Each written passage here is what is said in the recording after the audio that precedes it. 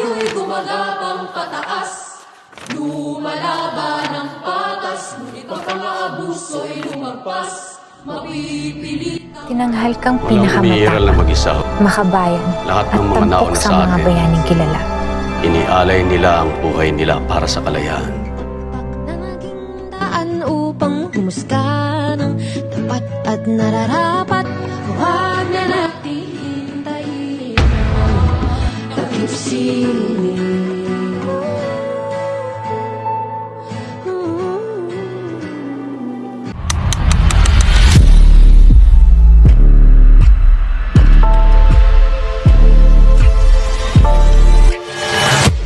Aking ipapahayag na sa kadahilanang pagkapasok ko sa kataas-taasang kagalang-galangang katipunan ng mga anak ng bayan ay naghandog ako ng isang mahalagang panunumpa sa ngalan ng bayang tinupuan.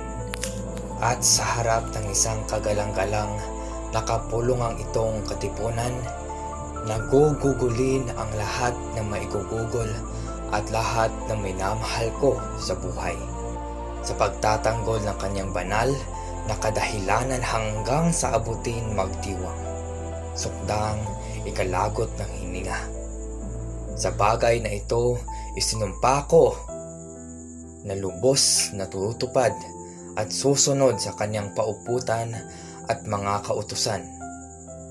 Sa katunayang ito, akong itinala ang aking pangalan na tunay na dugong tumatakbo sa aking mga ugat sa bayan na ito.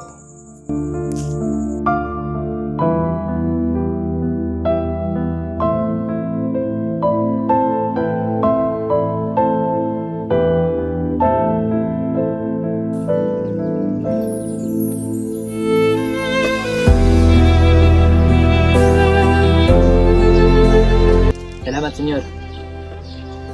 Andres Bonifacio po aking kundo. Kumusta, Andres? Mabuti ho. Tumatak na sa aking isipan ang pareho ninyong nobela, Dr. Rizal. Nais ko lamang maunawaan sa pareho ninyong nobela. Bakit ang armadong himagsikan ay hindi pa rin nagtatagumpay? Dahil hindi patalim o pistol ang daan patungo sa kalayaan, Andres. Kailangan natin armasan ang ating mga sarili dito at lalo na dito. Yan ang mga armas na ninakaw sa atin ng mga Kastila. Yan din ang dapat nating ibalik sa ating bansa, Andres.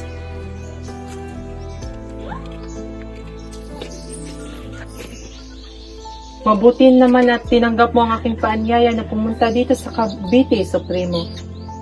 Sa Maynila, wala na ang katipunan. Ngunit dito sa Cavite, buhay na buhay pa ang himagsikan. Kaya minabuti ko munang pumunta dito upang dito natin ipagpatuloy ang ating katipunan.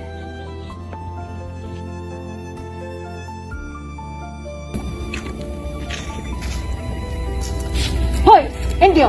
Saan nga pupunta? Dito po ako nakatira. Galing po ako sa aking trabaho. Sa dala! Dahan-dahan lang sa pagala, Indio. Tunay nga.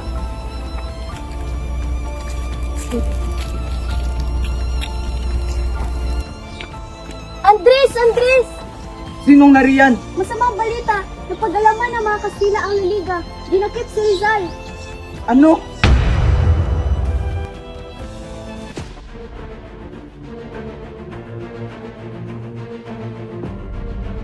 Andres! Dr. Rizal! Ikinalulungkot po. Sa ganitong pagkakataon pa tayo mo rin nagkita. Nakahanda na mga kasama natin. Itatakas na namin dito. Kung tatakas ako, hindi sa ganitong paraan, Andres. Ngunit hindi sa panahong ito dapat nating igalang ang batas.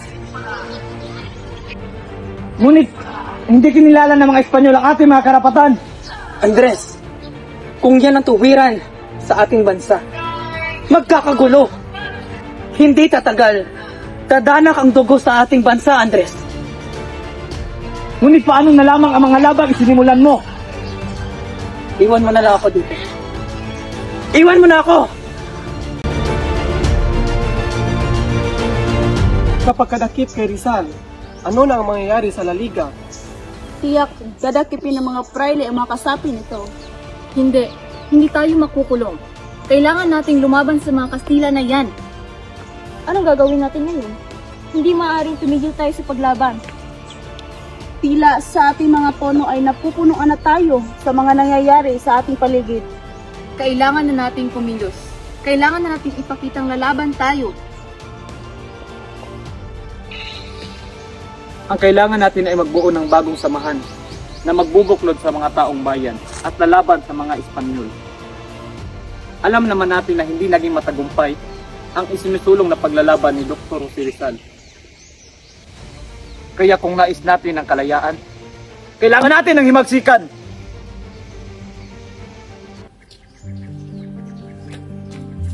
Magandang umaga po, Supremo. Magandang umaga rin, Teodoro.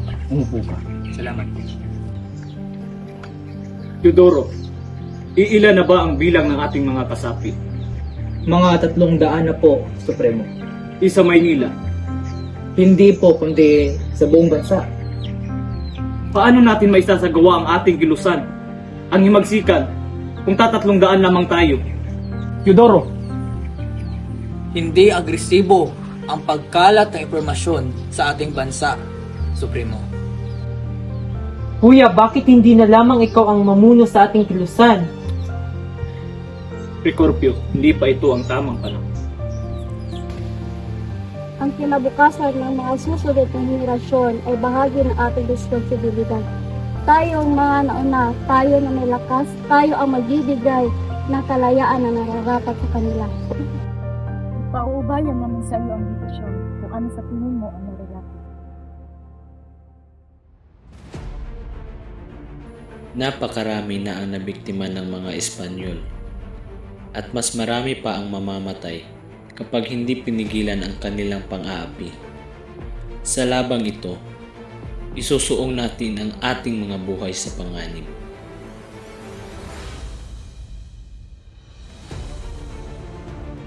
Limang araw mula ngayon, sa gabi na 29, simulan natin ang ating revolusyon. Ilabas natin ang ating mga sidula. Sabay-sabay nating pagmasdan ang munting papel na ito na umaalipin sa ating lahat. Katipunan, oras na para wakasan ang ilang daang taong pag-aalipin ng mga Kastila.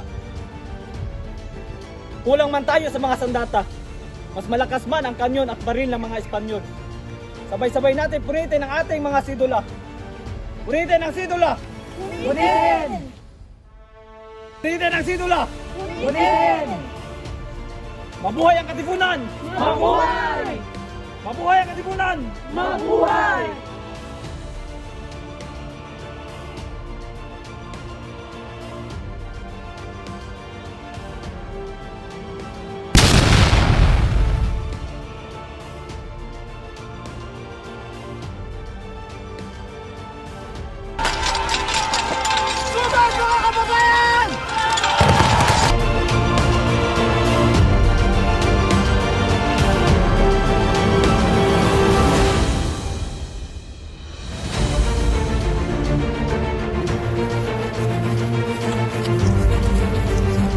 Andres at Procopio Bonifacio, kayo ay hinatulan ng kamatayan.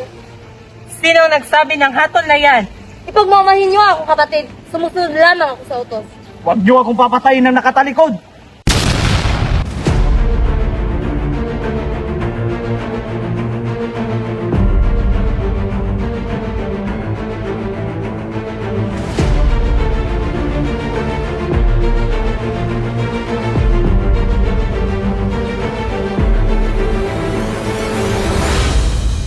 Buhay ang aking inalay upang ipaglaban ang ating kalayaan. Ikaw, ano ang kaya mong ialay para sa ating bayan?